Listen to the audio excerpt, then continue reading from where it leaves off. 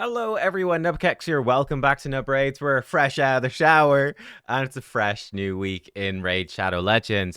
If you missed it, by the way, I did have a video out just a little bit earlier, which is covering loads of quality of life changes, which are going to be coming probably later this week, or maybe next week, but probably this week, I would think. So pretty sick. Make sure to check it out. For this video, we're going to look at some of the events that are happening in game. So I guess the first thing that's coming up is going to be a Soulstone Rush with a boost for Awakenings, which is happening tomorrow. So as we can see here, I'll put it up here, it's a 2x boost for 5-star and 6-star souls from Mortal Soulstones. Okay, but only 6-star from Immortal. So this is, it's good for your mortals. For your immortals, like they've run the 5 and 6-star quite often. So this is one of the not quite so good ones, but it's still okay. I would say just watch out. This is a fine time to pull your mortals, but watch out that you don't get baited into chasing these rewards, because it looks like there's going to be quite a lot of rewards in here. Don't get too baited in. Like, for example, I've got loads of stones saved up. It's been a while since there's been an event that I've needed to do with soul stones. Don't go too crazy pulling them all if you still, or if you really want, the perfect soul for Crocad, or if you want Packmaster Shayak, because we know there's definitely going to be events for those coming. They're definitely going to do, excuse me, something for his soul. We know that Shayak is going to be run again, especially with the guaranteed champions for nearly all of the recent ones. So, for example, Khan was a recent one. If they've done a guaranteed champion, the modern version of that is a Deck of Fate. And that nearly always involves souls as well as shards.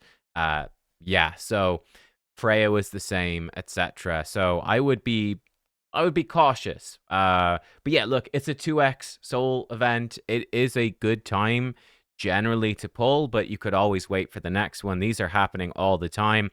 And for the immortals, if you have some patience, it's much better to wait for when they do a bigger boost than this. But it's pretty good for your more. I'll probably pull my mortals. I'm still looking for, well, actually not in here. I'm looking for more so. I'm looking for the mythicals. Like, I'm using Empress constantly in Live Arena these days. I don't have any soul for him. So I'm like, please just give me an Empress soul, please, somehow. Now, the other thing that's happening is the Defender Summon Pool. Also, I should, before we talk about the defense, actually, no, alongside that, we should talk about this. The Defender Summon Pool. Other events that are happening this week, we can see the full calendar up here on Plarium Play. There will be a Champion Chase tournament at the end of the week. That is part of the fusion. So, you could save Defender Summon Pool Prism Shards for the Champion Chase. Now, that being said, from what I can see on the calendar, there is no free Defender Summon Pool thing. So if you want to participate in the Summon Pool, it doesn't seem like there is a free one, which sucks. Maybe it will be, and there's just too many rewards. Maybe it will be part of the Soulstone Rush. I wouldn't be surprised if the quote-unquote the free Prism Shard is part of the Soulstone Rush. Again, just be careful not to chase too much for a 94% chance it's an epic champion. Don't pull all your soul stones and then miss out on a legendary champion that's guaranteed later on, right? That would be a pretty bad choice right there. But yeah, this is on. It's pretty good. So interestingly enough, it's NUT. NUT is the headline champion. If you don't have a NUT, it's probably safe to say he's one of your most wanted champions. We've got good champs in here as well. Wixwell, obviously pairing with Titus, Harima, Staltus.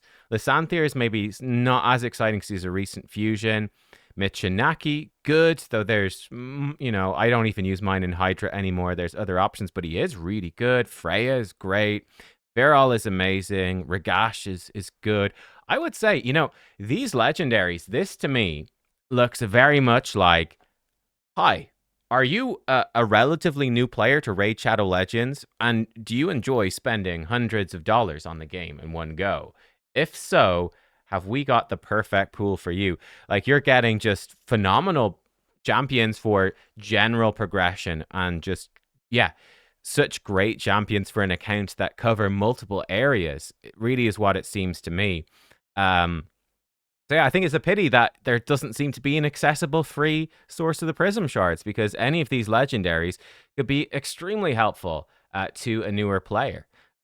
Really, really good. Even for late game players, obviously Wixwell with Titus, hence, great one to sell to newer whales.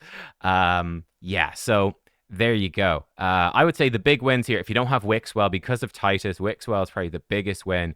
Viral next, then probably Harima, and then Freya. And then the others are good, like defense damage dealers, with stuns here.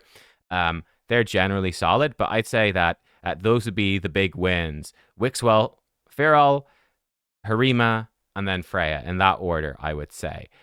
Feral basically has so many buffs and debuffs, and of course, he's got an insanely good passive, can give you 40% more, 20% more damage under 4 buffs. I could put the two together there. Really strong, really, really good for basically all the clan bosses. Feral, he's fantastic. Wixwell with Titus, of course, because of his ability to grow shields. And then Harima, she's got a really strong passive that's still solid, still very, very solid for Arena. And she's also like good for clan bosses with Mikage and stuff. When Ninja is bad affinity, if you got Ninja, or Toshiro's bad affinity, same as Ninja, but for some rotations, but you might still use the Toshiro anyway.